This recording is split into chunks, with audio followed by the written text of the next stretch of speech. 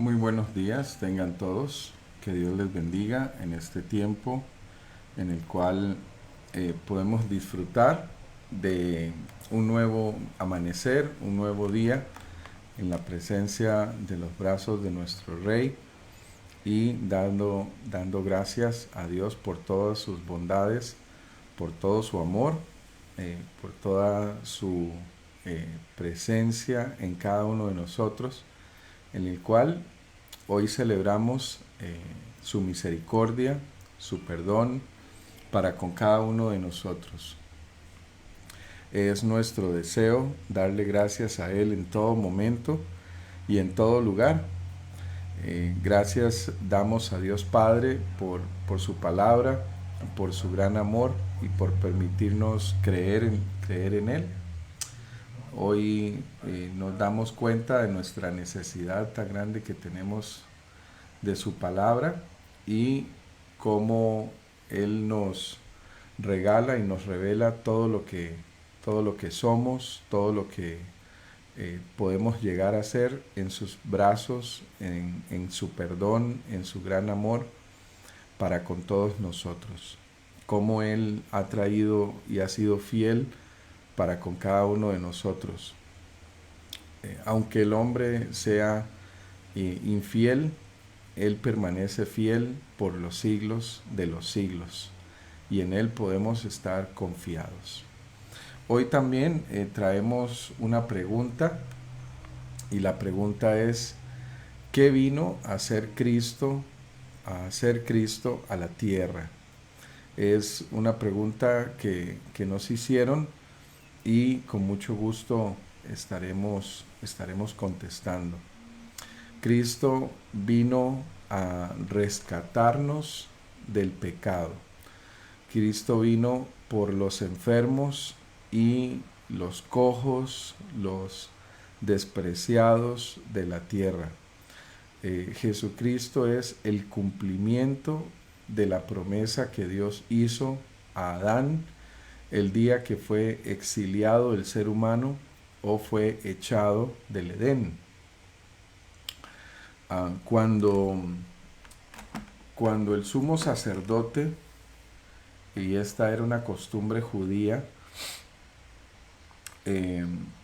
le presentaban un cordero para el sacrificio, algunas personas se preguntan, bueno, ¿y por qué debía haber sangre? Cuando cuando Dios Padre sopla en la estatua de barro que había formado para darle vida a aquel barro, la palabra en hebreo para soplar es nefer, que significa aliento de sangre. Y literalmente lo que Dios Padre sopla en esa estatua de barro es nefer, es sangre. Si a usted a un ser humano le saca 2,5 litros de sangre, que no es mucho, tomando en cuenta el tamaño de un ser humano, literalmente ese ser humano muere. Con 2,5 litros de sangre que un ser humano pierda es suficiente para que muera, porque en la sangre está la vida y la sangre es la vida. Cuando nosotros cometemos pecados que tienen que ver con el cuerpo, no solamente se ensucia nuestro corazón, nuestro espíritu, sino que también la sangre se contamina. Por esto hay muchas leyes en el Antiguo Testamento también de no beber la sangre de los animales, porque en la sangre está la vida. El cordero era presentado delante del sumo sacerdote y si el cordero no era perfecto, el sumo sacerdote pagaba con su vida el hecho de haber presentado un cordero que no fuese acepto por Dios. El sacerdote moría. Ahora, para nosotros la muerte pues puede ser algo que se puede ver de una forma terrible, pero para Dios la muerte no existe. Recuerden que Dios eh, es un Dios eterno y para Él la muerte es simplemente el paso a una nueva vida. No existe para nosotros la muerte porque nosotros cuando Dios sopla su aliento, también sopla su eternidad en nosotros. Todos los seres humanos son eternos, todos.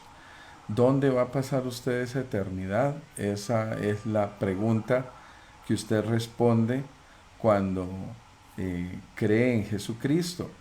Y usted dice, como yo creo en Jesús, pues yo voy a pasar mi eternidad a su lado. El Señor dice, yo he puesto delante de ti el camino de la vida y el camino de la muerte.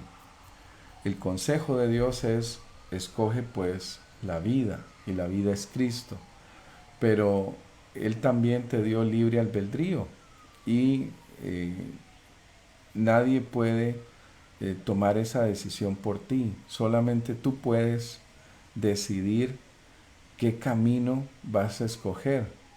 Jesucristo vino a la tierra para morir por nosotros y presentarse como un cordero totalmente perfecto, acepto por Dios, para que su sangre, su nefer, su aliento pueda lavar nuestros pecados.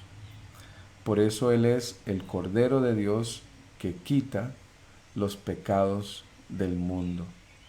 Cuando el Cordero era entregado por el sumo sacerdote, después de que durante 4 días el sumo sacerdote revisara el cordero completamente, el sumo sacerdote se lavaba las manos después de haberse también lavado por completo y presentaba el cordero al pueblo y decía las palabras: no he encontrado en él defecto alguno. Y lavándose las manos, preparaba al cordero para el sacrificio. Así, Poncio Pilato puede representar a ese sumo sacerdote cuando finalmente presenta a Jesucristo frente al pueblo. El pueblo grita: sacrifíquenlo, o más bien crucifíquenlo. Y Poncio Pilato se lava las manos y presenta a Cristo y dice: no he encontrado en él ningún pecado. Este hombre es total y completamente inocente. No caiga su sangre sobre mí. Y si no, entonces el pueblo decía: que caiga su sangre sobre nosotros. De esta manera, Jesucristo es presentado como se presentaba el Cordero para el sacrificio y es finalmente preparado para ser llevado como un cordero al, eh, al fuego, al sacrificio, derramando hasta la última gota de su sangre, como era la costumbre. Pues cuando se presentaba el sacrificio, la sangre en, en la costumbre judía debía salir absolutamente toda de la carne. No podía presentarse o quemarse el sacrificio sin antes no se pudiera derramar hasta la última gota de sangre del sacrificio. Así Jesucristo es el que viene a nosotros para limpiarnos, para restaurar ese nefer que se había perdido cuando nosotros contaminamos esa sangre haciendo las cosas a nuestra propia, siguiendo nuestros propios caminos hacia nuestra propia opinión. Cristo no vino a condenar la tierra. Cristo vino a restaurar la relación que se había quebrado entre nosotros, los seres humanos, y Dios. Él es el que cumple, satisface la ira santa de Dios. Y cuando tú te cubres con su sangre, pues cuando Dios Padre mira hacia tu corazón, ya no mira nuestro pecado, sino que mira a Jesucristo. Este es el propósito, el cumplimiento del por qué Cristo vino a esta tierra, para perdonar a aquellos que necesitamos ser lavados y limpios, porque de otra manera no hubiésemos podido llegar al Padre. Él es el camino, Él es la verdad y Él es la vida. Muy bien, empezamos esta mañana en oración, dando gracias a Dios Padre. Señor Jesús, te damos a ti toda gloria, toda honra y toda majestad. Te pedimos, Padre Santo, que nos acompañes, que seas tú hoy trayendo tu verdad, tu amor y tu justicia a cada uno de nosotros, para que seas tú, Señor, trayendo la respuesta a nuestro corazón, a nuestras vidas. Gracias, precioso Jesús, por habernos escuchado y por habernos puesto en tu lista, en ese libro maravilloso en el cual has puesto nuestros nombres, para que el día en que vayamos a tu presencia no te seamos extraños, sino que podamos decir, Señor, desde antes de haberte visto, te amamos, te reconocimos como nuestro Rey, nuestro Salvador, nuestro Señor, nuestro Dios. Tú eres, Padre, el que nos enseñas y nos muestras el verdadero propósito de la vida. Gracias por habernos encontrado, gracias por habernos sanado, gracias por habernos perdonado, gracias por tu sangre derramada en esa cruz. Ese nefer, ese aliento fresco, nuevo de Dios, el cual perfecciona, limpia, como limpiaste al leproso, como limpiaste a la mujer que tenía flujo de sangre, como salvaste a la mujer que había sido encontrada en adulterio, así también nos perdonaste, nos lavaste con tu sangre y hoy estás aquí para perdonarnos, limpiarnos y librarnos de todo pecado. En el nombre de Cristo Jesús, amén y amén. Amén y amén. Que el Señor me les bendiga hoy y siempre. Hoy estamos en nuestro devocional diario del día y vamos a encontrarnos con Marcos 4. Marcos 4. Y hay varias secciones en Marcos 4 que nos invitan a estudiar estas porciones bíblicas para que podamos ir profundizando sobre las enseñanzas del Señor Jesucristo. También dentro del mismo devocional está la historia de David y cómo él cayó en la tentación y cómo después de arrepentirse, pues Dios mira el corazón de David y le perdona, porque David muestra ese arrepentimiento. Pero nos vamos a concentrar en la lectura inicial de Marcos 4. Marcos 4 habla acerca de que no hay nada en la tierra que no haya de ser revelado, que no haya de ser expuesto, no hay nada oculto para Dios. Dice en el versículo de Marcos 4,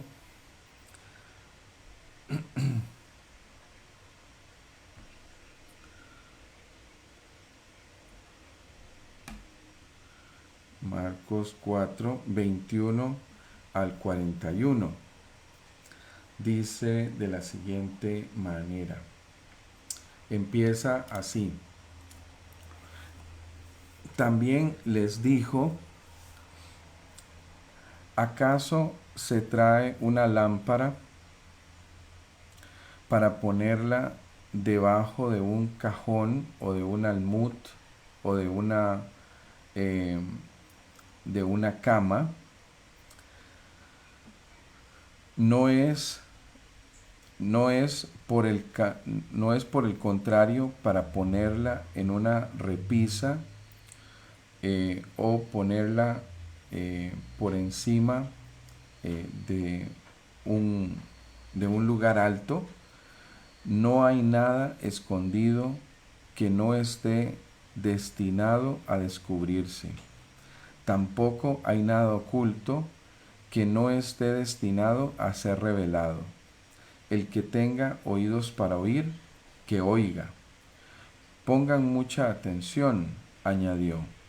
Con la medida, bueno, vamos a empezar con el 21 y el 22. En esto Dios nos regala que no hay nada sobre la tierra que no haya de ser revelado, no haya de ser puesto en, a la luz, expuesto a la luz. Lo que nosotros hacemos en lo oculto, Dios lo conoce, y Dios conoce la intención de nuestro corazón. Muchas veces nosotros juzgamos pensando en lo que nosotros hacemos como seres humanos, y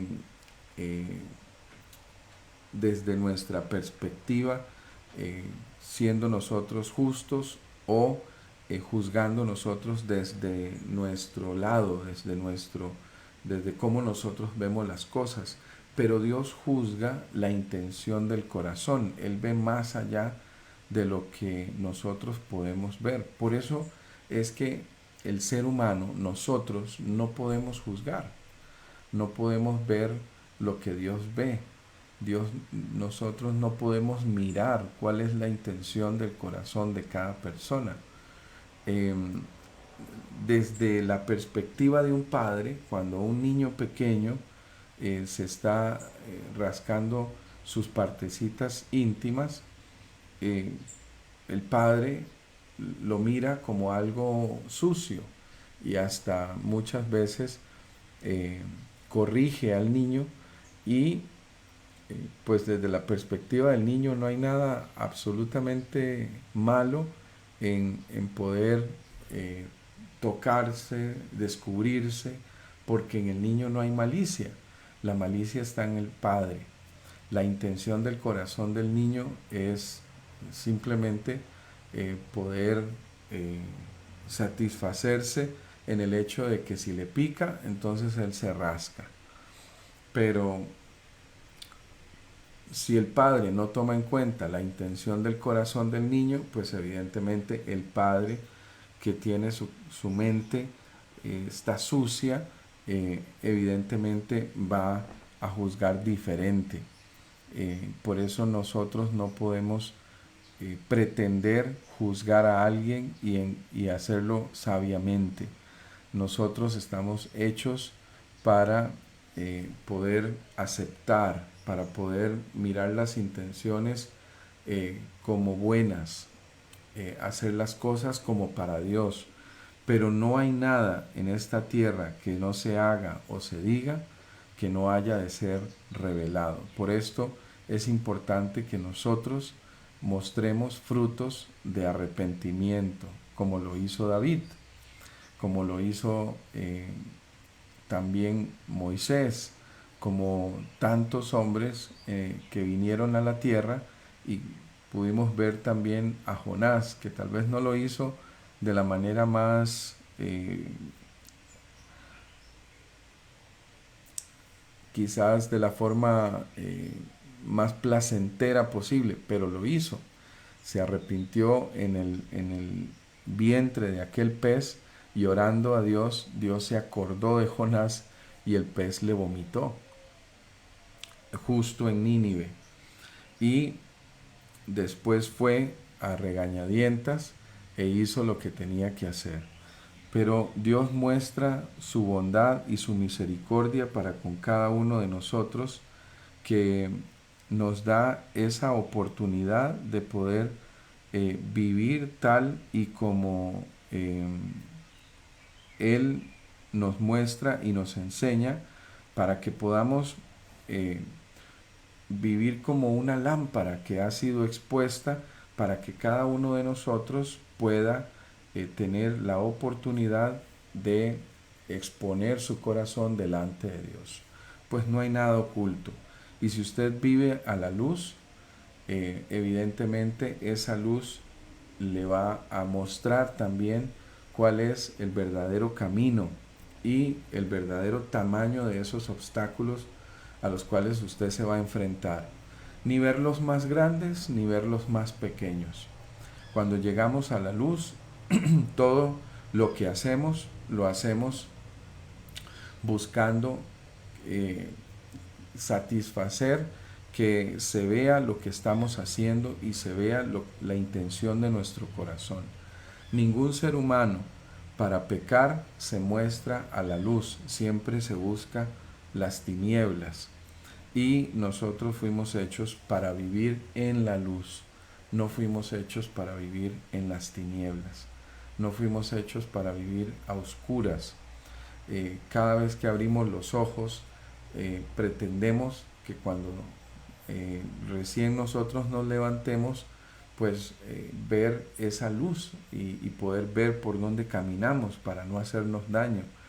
Esa es la intención con la que nosotros nos acercamos a Dios, para poder vivir en esa luz eterna que es el Padre. También nos muestra Marcos 4 la parábola del crecimiento de la semilla. ¿Qué nos dice Marcos 4, 26? Nos habla y nos comenta, dice, Jesús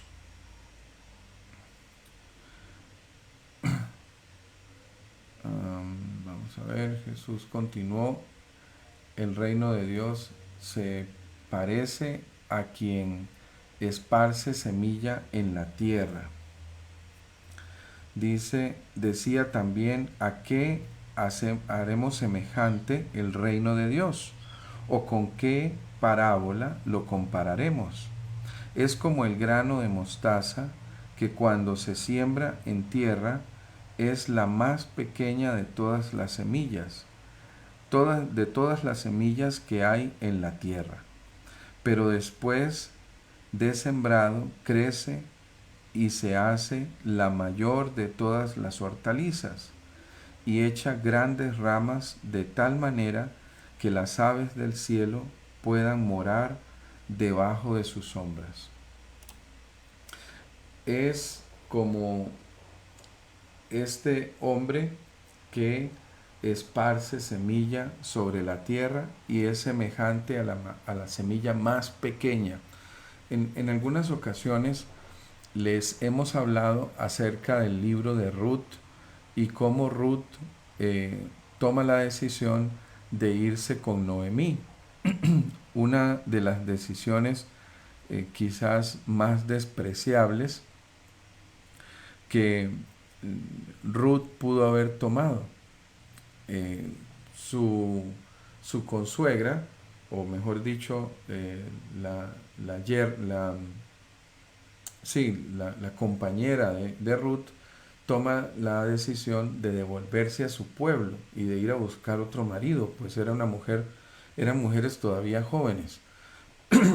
Noemí era una mujer ya anciana, y seguir a Noemí pues no era una decisión muy sabia, porque Noemí no tenía nada que ofrecer. Era una mujer anciana, su esposo ya había muerto y habían muerto sus hijos, y no tenía nada más que ofrecerles a estas mujeres. Por eso Noemí también les dice: pues vayan ustedes a su pueblo, vayan con sus familias y sean ustedes libres de poder continuar. Y estas mujeres que eran de un pueblo pagano, pues estaban totalmente libres de tomar la decisión que quisieran. Ruth toma la decisión de seguir esta semilla de mostaza que pareciera ser la más pequeña y la más despreciable. Así también Jesucristo se muestra como una opción ante el mundo, como una opción pequeña, un Dios que no es como los dioses que se mostraban, por ejemplo, a, a Egipto, que eran dioses tremendamente grandes, los del Olimpo, como eran los dioses grecorromanos, aquel Saturno, aquel Neptuno, aquellos dioses como estos grandes templos que se erigían delante del pueblo y se mostraban como dioses totalmente atractivos, grandes, poderosos. Tenemos a un Dios que es pequeño, que muere en una cruz, que nace para morir a sus 33 años, con 3 años de ministerio, y que pareciera ante los ojos de los apóstoles inclusive como que no era la opción, como que no era el Dios que ellos esperaban, que viniera a rescatarlos de aquel acoso político y militar que vivía el pueblo de Israel. Todavía el pueblo de Israel está esperando por eso al Hijo de Dios, que va a venir en gloria y en majestad, que va a descender en un carruaje de fuego y de oro para venir a rescatar a Israel. Jesucristo se muestra como un hombre común, y por eso les es tan difícil creer en Él. Pero esta semilla pequeña y despreciable, que podría ser despreciable para el mundo, como lo dice la Escritura, la piedra que desecharon los edificadores vino a ser la piedra del ángulo, la piedra que daba fuerza a aquel arco, la piedra principal.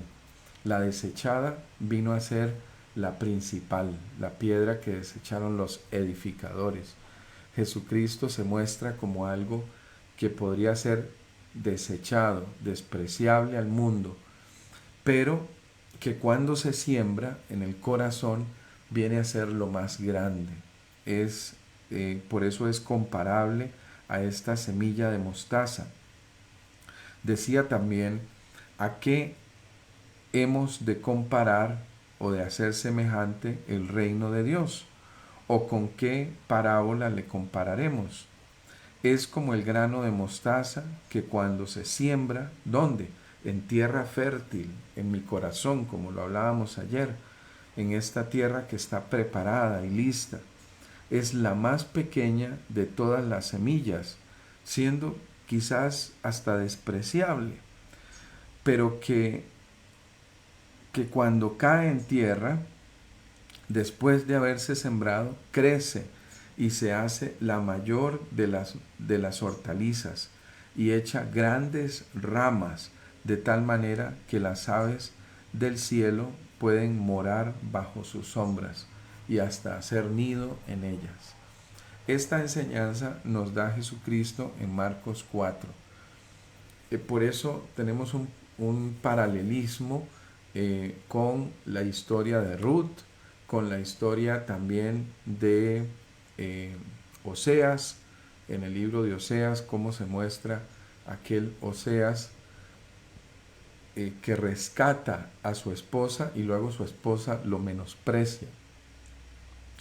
Lo menosprecia volviéndose otra vez a sus amantes, a sus sangres, a su esclavitud. Así también muchas veces la iglesia de Cristo, que ha sido rescatada por su sangre y Dios pagó un precio altísimo para poderla rescatar, vemos cómo muchos se vuelven nuevamente a su esclavitud, a sus sangres, devolviéndose a la vida antigua, una manera antigua de vivir, despreciando el nefer de Dios, el aliento y la sangre que sopló sobre aquella estatua de barro, sobre cada uno de nosotros, porque todos nosotros, todos los seres humanos, tenemos un mismo nefer, un mismo aliento. Todos somos hermanos, hechos a imagen y semejanza de Dios Padre. Y si usted no me cree, pues revise lo que usted ora todos los días. Padre nuestro que estás en el cielo. Todos somos hijos y creados por un mismo Creador, por un mismo Padre. Para esto vino Jesucristo a la tierra, aunque pareciera ser para el mundo una simple semilla de mostaza. Un simple Cristo clavado en una cruz. Un hombre del cual la historia tiene memoria constante. Por esto nos levantamos todos los días para recordarle, para amarle, porque esa semilla de mostaza ha llegado a nuestro corazón. ¿Sí o no? El uso que Jesús hace de las parábolas. Dice en esta otra enseñanza. Y aquí vamos para Marcos 33. Marcos 33 dice de la siguiente manera.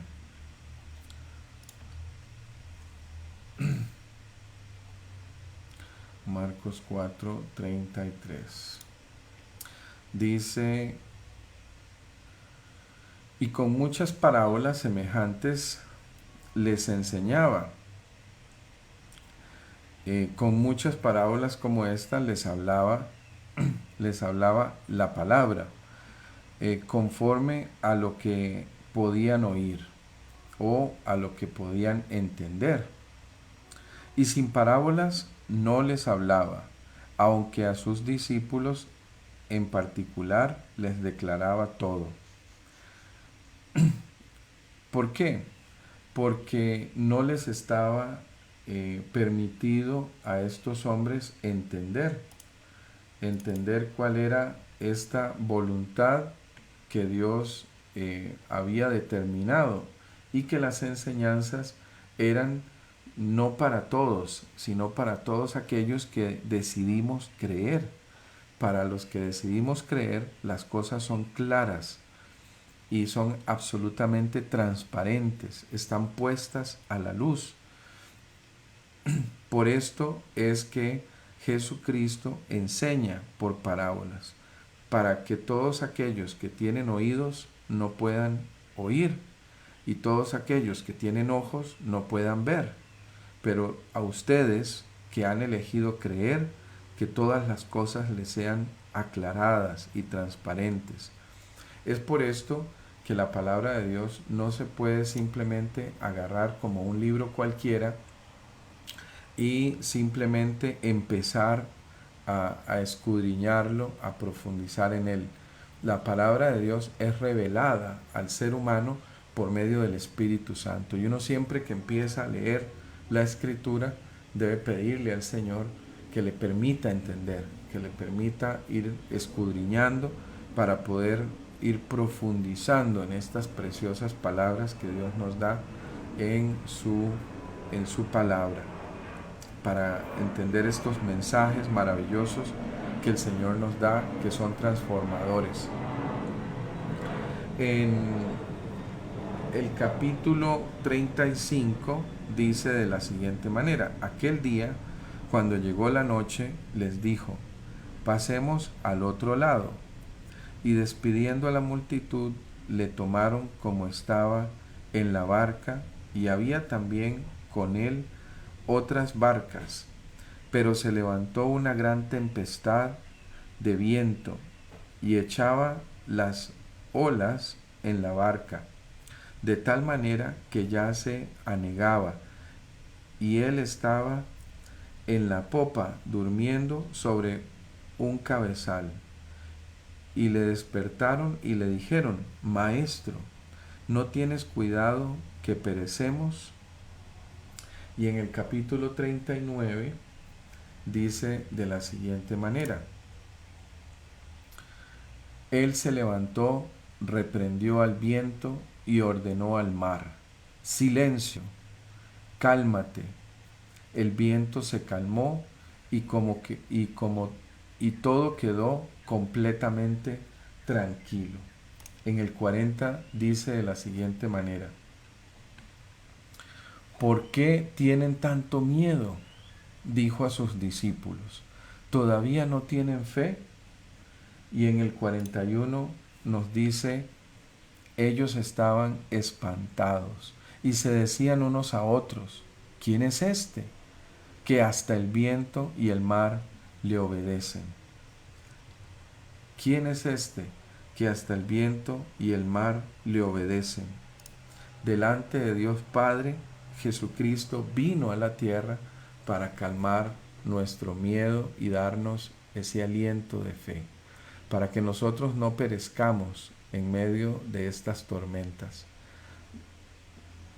¿Por qué todavía no tienen fe? Ellos estaban espantados y se decían unos a otros: ¿quién es este, que hasta la tempestad, cualquier virus, cualquier enfermedad le obedecen? Cuando Él habla, la lepra se va de nuestro cuerpo. Cuando Él habla, se va la duda. Cuando Él está en nosotros, sí, esta semilla de mostaza pequeñita, si tuvieses fe como una semilla de mostaza, entonces le dirías a ese miedo: vete de aquí y échate al mar. Y esa gran montaña llamada miedo, que está en muchos seres humanos hoy, se iría y se echaría al mar. ¿Por qué tienes miedo de que te falte algo? ¿No ha hecho Dios justicia delante de ti y no te ha dado pan para comer hasta el día de hoy?